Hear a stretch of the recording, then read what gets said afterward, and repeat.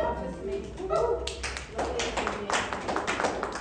Jenny Bitner's fiction and poetry has been published in Mississippi Review, The Fabulist, The Sun, Fence, Corium, Forest Hills, Mid-American Review, and Pank. Pine Press published a chapbook of her poetry entitled Mother. Her story, The Pamphleteer, was published in Best American Non-Required Reading. Her nonfiction has appeared in Mutiny Reader, To-Do List, the San Francisco Bay Guardian, and Men's Health. She is a certified hypnotherapist and teaches classes combining writing and hypnosis. Her novel, Here's a Game We Could Play, was published in 2021 from Acre Books. She's currently working on a book about kink, polyamory, she can explain to us what that is, and motherhood. Just Liz working for me. I was handing it out to some people, but if anyone wants a bookmark, she illustrated a part of my novel, and it's really fun. So I have been thinking about obsessive love, and I sort of picked a section that's sort of about obsessive love. So the story is set in Pennsylvania, and I was just in Pennsylvania for AWP. It was in Philadelphia, and that was fun because there's a lot of Pennsylvania food in here and just sort of references to small town Pennsylvania, so it was fun being there.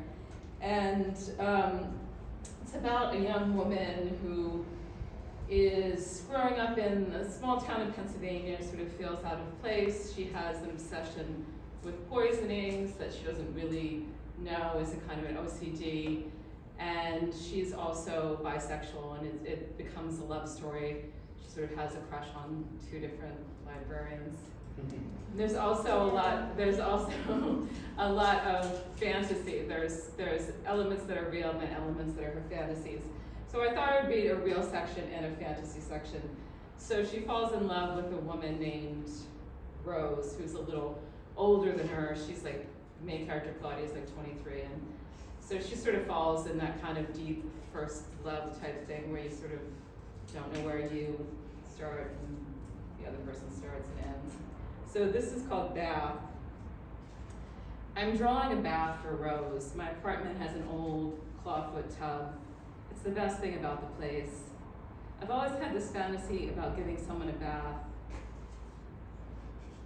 And though Rose said it was silly, I finally convinced her. I think it'll be sexy to wash her and shampoo her long hair. I mix the bath water, making it hot, but not too hot. I like water so hot that I can't move, but this isn't for me. The bath's ready, I call. Rose comes in and takes off her pants. She's wearing silly underwear that reads Tuesday, even though it's Friday. Have you been wearing those since Tuesday, I asked. She glares at me. Do you want me to do this? Yes, I say, vowing to myself to be silent and sweet.